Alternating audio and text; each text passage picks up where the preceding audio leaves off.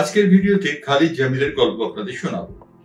খালিদ জামিল, যিনি একসময় ইস্টবেঙ্গল দলের হয়ে খেলোয়াড় ছিলেন, তিনি কিন্তু ভারতীয় দলের কোচ হিসেবে যথেষ্ট সাফল্য পাচ্ছেন এই কারণে, কারণ হংকং এবং বাংলাদেশের সঙ্গে মানেনো মার্কোস এশিয়ান কাপ কোয়ালিফাইং ম্যাচে যে ফলাফল করেছিলেন, তারপরে খালিদ জামিলকে ভারতীয় দলের দায়িত্ব দেওয়া হয়। ভারতীয় দলের দায়িত্ব পেয়ে কাফা নেশনস কাপে তিনি ভারতীয় দলকে তৃতীয় স্থানে অর্জন করতে সাহায্য করেছেন এবং এই মুহূর্তে এশিয়ান কাপ কোয়ালিফাইং রাউন্ডে ভারতীয় দল কিন্তু ভালো জায়গায় রয়েছে। তারা হংকং এর কাছে পরাজিত হয়েছে, বাংলাদেশের সঙ্গে গোল শূন্যভাবে ড্র করেছে এবং সিঙ্গাপুরের কাছে তারা 1-1 গোলে খেলা শেষ করেছে। সিঙ্গাপুরের বিরুদ্ধে যে খেলেছে ভারতীয় দলটি, সেই ভারতীয় দলটি শেষ পর্যন্ত 10 জনে খেলেছিল এবং গোল করেছেন রহিম আলীর এই গোলে সমতা ফেরালেও খালিদ জামিল সম্পর্কে একটা কথা বলা হচ্ছে যে খালিদ জামিল ভারতীয় ফুটবল দলের পুনরুজ্জীবন ঘটিয়েছে। আসলে খালিদ জামিল এখনো শক্ত পরীক্ষার সামনে পড়েননি, কিন্তু আশা করা যাচ্ছে যে খালিদ জামিল যেভাবে ভারতীয় দলকে নিয়ে যাচ্ছেন তাতে আগামী দিনে তিনি সাফল্য পাবেন। খালিদ জামিল 13 বছর পরে ভারতীয় কোচ, যিনি বিদেশি নন। এর আগে বিদেশি খেলোয়াড়দের হাতে ভারতীয় দলের ভার ছিল।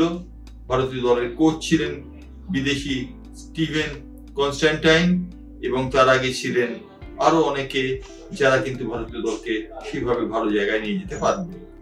গোয়া দলের কোচ, এফসি গোয়ার কোচ মানেনো মার্কোসকে দায়িত্ব দেওয়া হয়েছিল, কিন্তু তিনিও সঠিকভাবে সেই দায়িত্ব পালন করতে পারেননি। খালিদ জামিল সেই দায়িত্ব পালন করছেন। আসলে বলা হয়ে থাকে যে ভারতীয় ফুটবল দলের মনস্তত্ত্ব বোঝার জন্য একজন ভারতীয় কোচ দরকার। খালিদ জামিল সেই কাজটি করছেন বলে অনুমান করা হচ্ছে।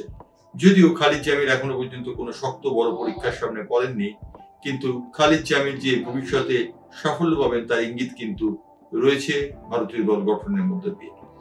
ভারতীয় দল গঠনে তিনি সুনীল ছেত্রীকে আবার দলে ডেকেছেন। উল্লেখযোগ্য, সুনীল ছেত্রী অবসরের সিদ্ধান্ত নিয়েছিলেন।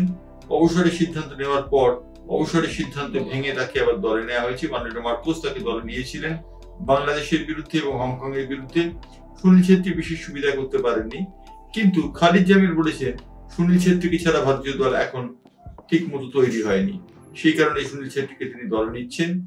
41 বছরের সুনীল ছেত্রীর সঙ্গে পাশাপাশি রয়েছেন চাংতের মতো ফরওয়ার্ড, যে চাংতে যথেষ্ট ভালো খেলছেন এবং খালিদ জামিলের অস্ত্রে আনোয়ার আলী এবং আরো অনেক খেলোয়াড় রয়েছেন যারা কিন্তু খালিদ জামিলকে সাহায্য করবেন ভবিষ্যতে।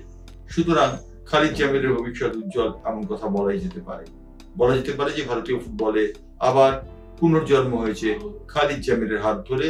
13 বছর পরে একজন ভারতীয় কোচ ভারতীয় দলের দায়িত্ব নিলেন, এটি নিঃসন্দেহে একটি উল্লেখযোগ্য ঘটনা এবং খালিদ জামিল আগামী দিনে সফল পাবেন সেই কামনা করে আজকের ভিডিও এখানেই শেষ করছি।